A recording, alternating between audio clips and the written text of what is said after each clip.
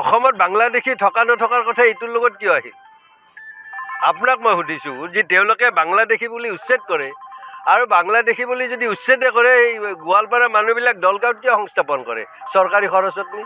মই সেইটোৱে কৈছোঁ, আপোনাক সুধিছোঁ, আপোনাৰ চেনেলটোৰ জৰিয়তে প্ৰশ্নটো সুধিব। যদি তেওঁলোক বাংলাদেশী হয় তেওঁলোক বাংলাদেশক পঠাব লাগিছিল। আমেৰিকাৰ পৰা আমাৰ ভাৰতৰ মানুহক কেনেদৰে পঠাইছে আপোনাৰ মনত নাই? তেনেহ'লে আমাৰ যদি এইখন বিশ্বগুৰুৰ ৰাষ্ট্ৰ বুলি কয় তেনেহ'লে আমাৰ এই ওচৰতে থকা বাংলাদেশক পঠাব নোৱাৰিলে? আমাৰ আমেৰিকাৰ পৰা দেখোন তেওঁলোকে প্লেইনত পঠাই দিলে।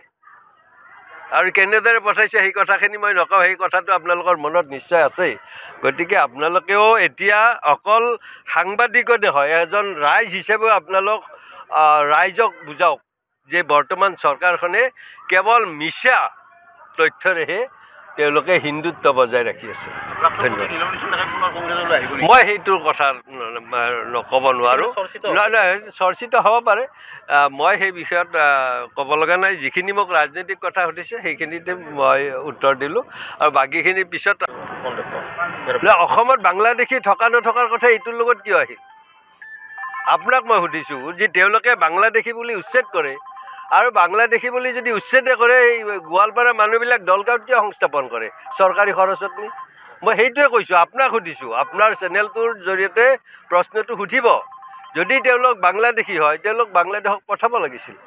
আমেৰিকাৰ পৰা আমাৰ ভাৰতৰ মানুহক কেনেদৰে পঠাইছে আপোনাৰ মনত নাই? তেনেহ'লে আমাৰ যদি এইখন বিশ্বগুৰুৰ ৰাষ্ট্ৰ বুলি কয় তেনেহ'লে আমাৰ এই ওচৰতে থকা বাংলাদেশক পঠাব নোৱাৰিলে? আমাৰ আমেৰিকাৰ পৰা দেখোন তেওঁলোকে প্লেইনত পঠাই দিলে। আৰু কেনেদৰে পঠাইছে সেই কথাখিনি মই নকওঁ, সেই কথাটো আপোনালোকৰ মনত নিশ্চয় আছেই।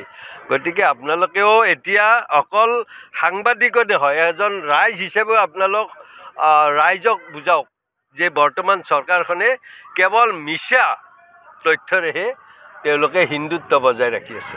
ধন্যবাদ। মই সেইটোৰ কথা ক'ব নোৱাৰোঁ। নহয়, চৰ্চিত হ'ব পাৰে, মই সেই বিষয়ত ক'ব লগা নাই। যিখিনি মোক ৰাজনৈতিক কথা সুধিছে সেইখিনিতে মই উত্তৰ দিলোঁ, আৰু বাকীখিনি পিছত আপোনালোকৰ সহযোগ পাম বুলি আশা ৰাখিছোঁ।